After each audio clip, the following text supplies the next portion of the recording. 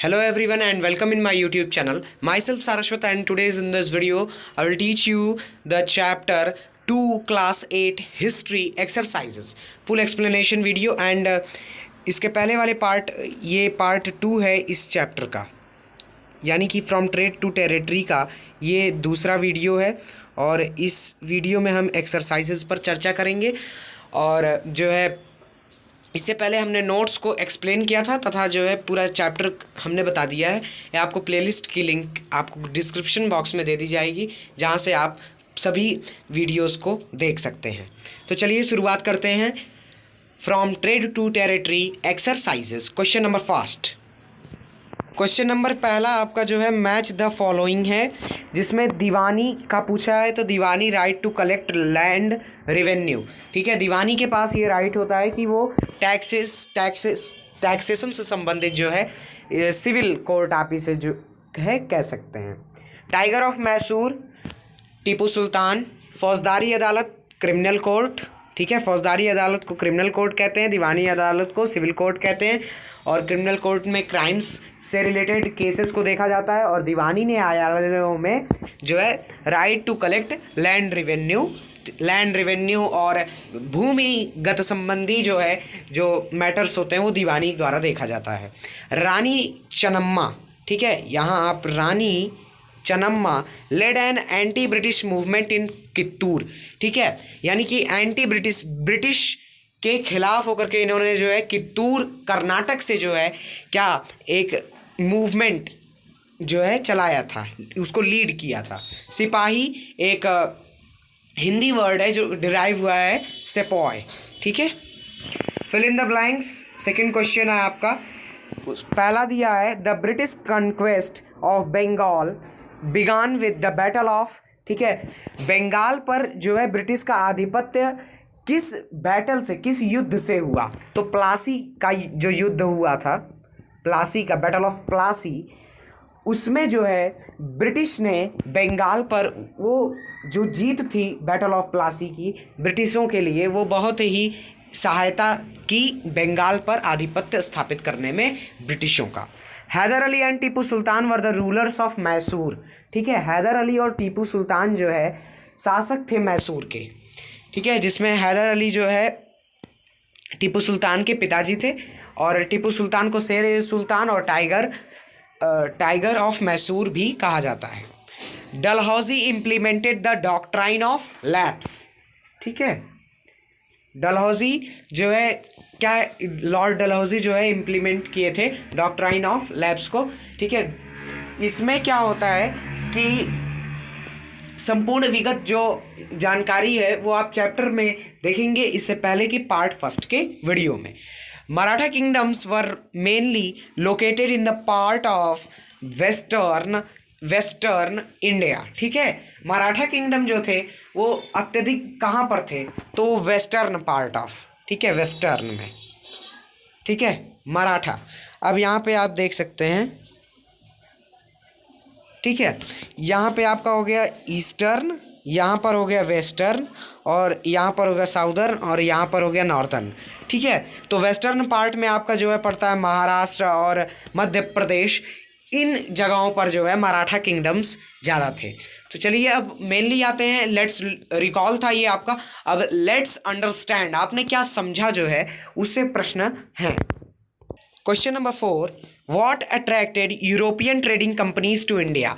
भारत में जो है यूरोपियन ट्रेडिंग कंपनीज को क्या जो है अट्रैक्शन मिला कि वो व्यापार से साम्राज्य तक, फ्रॉम ट्रेड टू टेरिटरी, किस प्रकार से व्यापार के उद्देश्य से आए और भारत को अपना साम्राज्य बना दिए।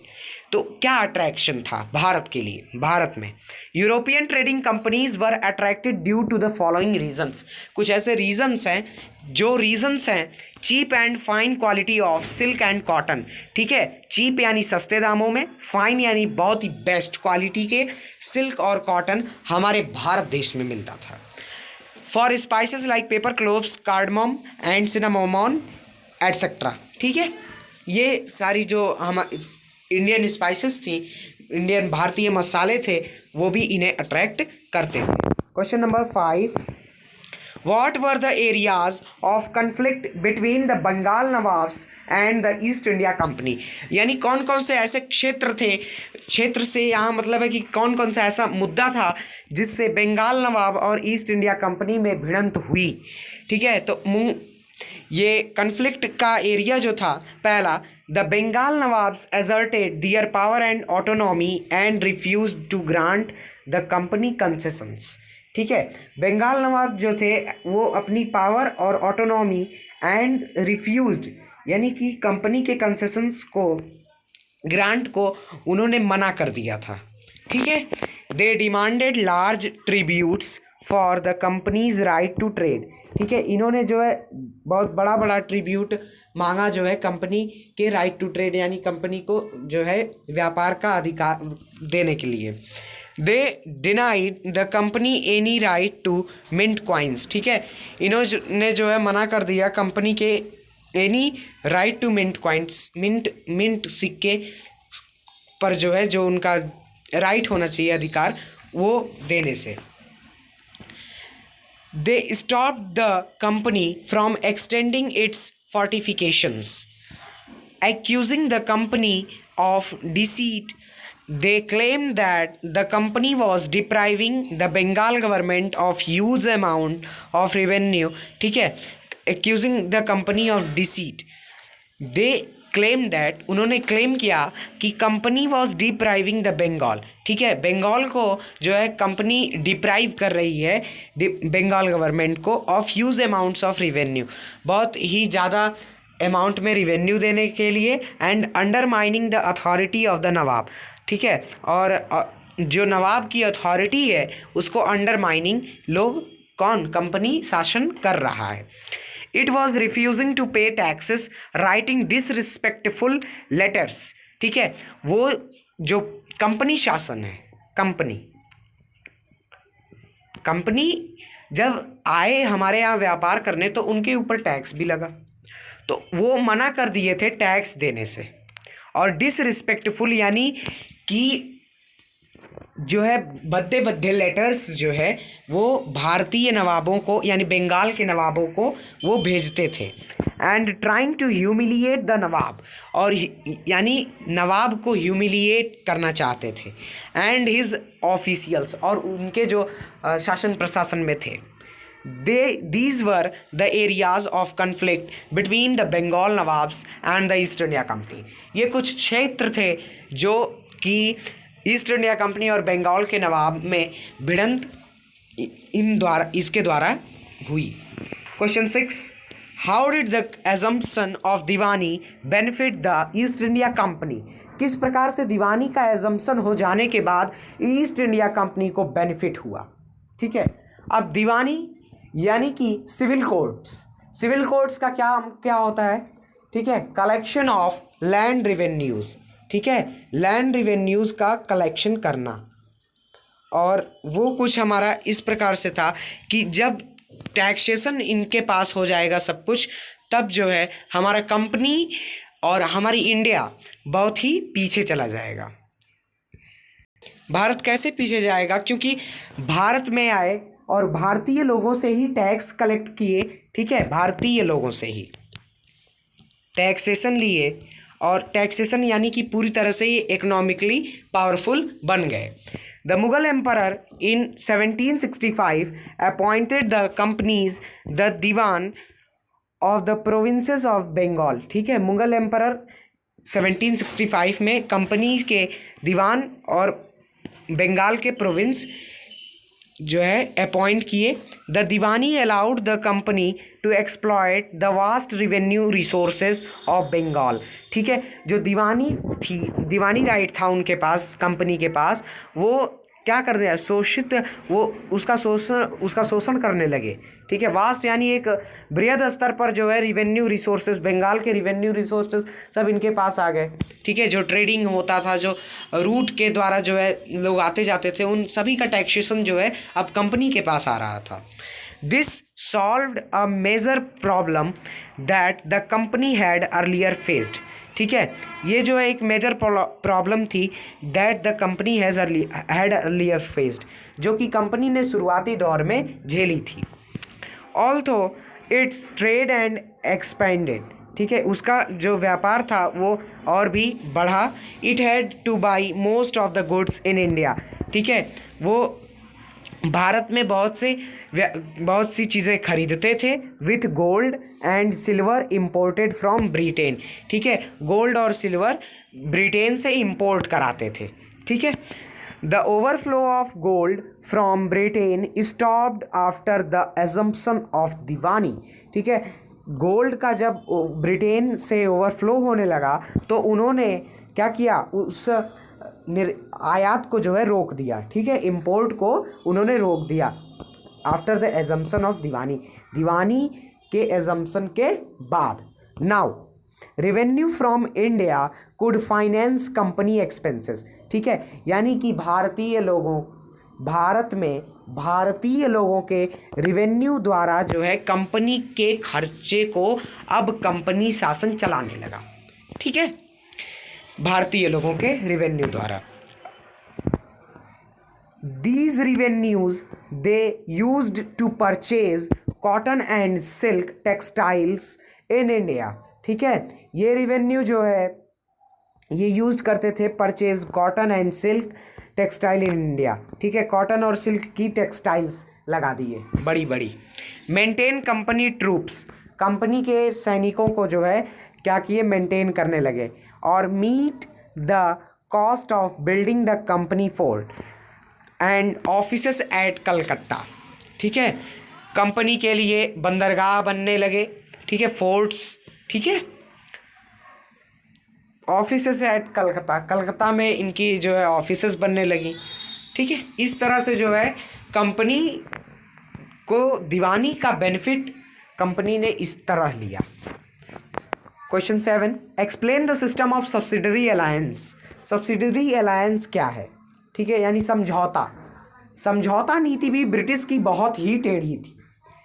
It was introduced by Lord Wellesley to bring princely states under the control of the British, ठीक है, ये इंट्रोड्यूस किया गया था जो सब्सिडरी अलायंस सिस्टम है वो लॉर्ड वेलेस्ली द्वारा, ठीक है, ताकि प्रिंसली स्टेट्स जो बिखरी हुई रियासतों में स्टेट्स थे, हमारा भारत इतना बिखरा हुआ था, हमारी आपसी फूट जो थी वही हमें 100,000 सालों तक जो है अलग अलग मुगल आए, मुस्लिम्स ने शासन किया, फिर ब्रिटिशर्स ने शासन किया। यही एकमात्र कारण था कि हम अपने अपने मतों के लिए लड़ते थे, और हम जब एकजुट होकर के अपने एक साथ मत के लिए लड़े तब जो है हमें स्वतंत्रता प्राप्त हुई। अब देखिए, it was introduced by Lord Wellesley द्वारा सब्सिडरी अलायंस सिस्टम को इंट्रोड्यूस किया गया था ताकि जो प्रिंसली स्टेट्स हैं, रियासतों में बटे राज्य जो हैं, उनको जो है ब्रिटिश के अंडर कंट्रोल किया जा सके।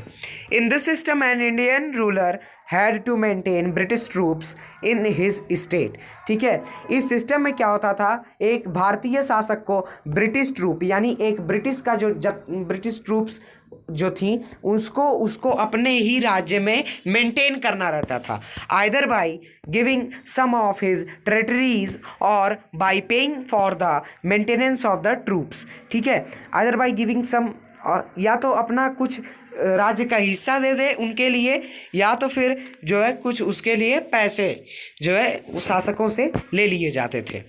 दे had to maintain a British resident at their courts, ठीक है, उनको जो है ब्रिटिश रेजिडेंट अपने कोर्ट्स, अपने जो है महलों में बनवाना रहता था। This system allowed the British to maintain a large army at the expense of the local rulers, ठीक है, ये जो सिस्टम था वो ब्रिटिशों को ये अनुमति देता था कि वो लोकल रूलर्स के खर्चे पर जो है के पैसों पर जो है अपनी एक बहुत ही बृहद आर्मी को क्या करें, मेंटेन कर सके। Question 8, in what way was the administration of the company different from that of Indian rulers, ठीक है, यानी कि किस किस तरह से एडमिनिस्ट्रेशन यानी प्रशासन कंपनी का डिफरेंट है भारतीय शासकों से। यानी भारत का जो प्रशासन है, इंडियन रूलर्स एडमिनिस्ट्रेशन, और कंपनी का एडमिनिस्ट्रेशन। कंपनी का प्रशासन कैसे अलग है भारतीय शासकों के प्रशासन से, ठीक है। पहला अंतर है the company divided the territories into presidencies, ठीक है। जो कंपनी है वो कंपनी की जो टेरिटरीज जो थी बिखरी हुई थी भारत में, उनको जो है कंपनी ने प्रेसिडेंसीज में डिवाइड कर रखा था। इंडियन रूलर टेरिटरीज को डिवाइड कर रखे थे डिस्ट्रिक्ट, परगना, तहसील और परिषद में, ठीक है। Governor ruled the administrative units, यानी एडमिनिस्ट्रेटिव प्रशासनिक इकाइयों को गवर्नर द्वारा रूल किया जाता था। और जैसे मद्रास, बॉम्बे और मुंबई, मद्रास प्रेसिडेंसी थी, ठीक है, बॉम्बे प्रेसिडेंसी थी, और एक और प्रेसिडेंसी थी जिसे आप कमेंट सेक्शन में बताएंगे, अभी मैं भूल रहा हूँ। जमींदार और peasants were responsible for their units, यानी कि जो इंडियन रूलर्स एडमिनिस्ट्रेशन था उसमें जमींदार और किसान ही उसके यानी कि यूनिट्स, इकाइयों के लिए जो है क्या होते थे, रिस्पॉन्सिबल होते थे। Governor general was the head of the state, governor general state का हेड होता था, यानी कि पूरी प्रेसिडेंसीज का। King or nawab was the head of the state, यानी राज्य का, अब इंडियन रूलर्स में क्या होता था कि राजा जो है या नवाब राज्य का हेड होता था। The introduction of several acts, यानी कि कंपनी में जो है अलग अलग अधिनियम पारित किए जाते थे। Regulating act, Indian councils act, Montagu Chelmsford reforms, ठीक है। Indian rulers brought no such acts, ठीक है, उनके भारतीय शासकों में ऐसा कोई एक्ट वगैरह नहीं था, but used to rule with their फरमान्स, वो फरमान्स के द्वारा जो है अपना शासन चलाते थे।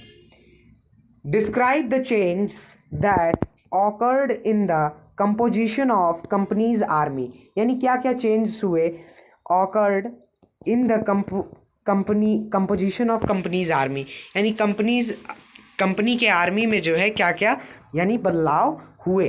तो the army of East India company was known as sepoy army, ठीक है। जो ईस्ट इंडिया कंपनी की आर्मी थी उसे हम सेपॉय आर्मी के नाम से जानते थे। Mainly peasants of India take part of army, ठीक है, यानी कि जो किसान थे वो भारतीय किसान जो है उस आर्मी का हिस्सा थे। Trend by professional soldiers of East India Company, यानी कि जो किसान थे भारतीय, उनको प्रोफेशनल सोल्जर्स यानी ईस्ट इंडिया कंपनी के जो प्रोफेशनल यानी ट्रेंड सोल्जर्स होते थे उनके द्वारा ट्रेनिंग दी जाती थी। The major change in the East India company's army was the domination of infantry, ठीक है, यानी कि ईस्ट इंडिया कंपनी में एक बहुत बड़ा बदलाव आया जो था कि infantry over cavalry with the introduction of muskets, matchlocks to guard them, ठीक है। अब जो इन्फेंट्री पैदल सेना थी और जो घुड़सवार थे, ठीक है, पैदल सेना और जो घुड़सवार थे उनके साथ जो है एक इंट्रोडक्शन हुआ मस्कट्स, यानी कि एक बहुत बड़ी बंदूक होती है। मैचलॉक्स में जो है गन पाउडर भरा होता है जिससे जलाने पर जो है गोली या बम टाइप का होता है वो। टू गार्ड देम, उसको गार्ड करने के लिए, यानी पैदल सेना और कावलरी में जो है जोड़ दिया गया मस्कट्स और मैचलॉक्स को। मस्कट्स यानी एक बड़ी बंदूक है और मैचलॉक्स यानी उसमें भरे जाने वाला बारूद। The company also introduced a uniform military culture, ठीक है, कंपनी ने यूनिफॉर्म यानी कि वेशभूषा का भी जो है उस कल्चर का भी क्या किया, शुरुआत की। Were soldiers were given European training through drills and other exercises, ठीक है, यूरोपियन ट्रेनिंग के हिसाब से जो है भारतीय जो किसान हुआ करते थे उनको भी इस प्रकार से ईस्ट इंडिया कंपनी की आर्मी में ट्रेनिंग दी जाने लगी जो कि ईस्ट इंडिया कंपनी के प्रोफेशनल सोल्जर्स देते थे। इस प्रकार से दोस्तों हमारा जो है फ्रॉम ट्रेड टू टेरिटरी संपूर्ण चैप्टर समाप्त होता है। कोई भी डाउट हो तो आप कमेंट सेक्शन में ज़रूर बताइएगा। वीडियो कैसा लगा फीडबैक हमें अवश्य दीजिएगा। लाइक शेयर और सब्सक्राइब करना ना भूलें। Thanks for watching.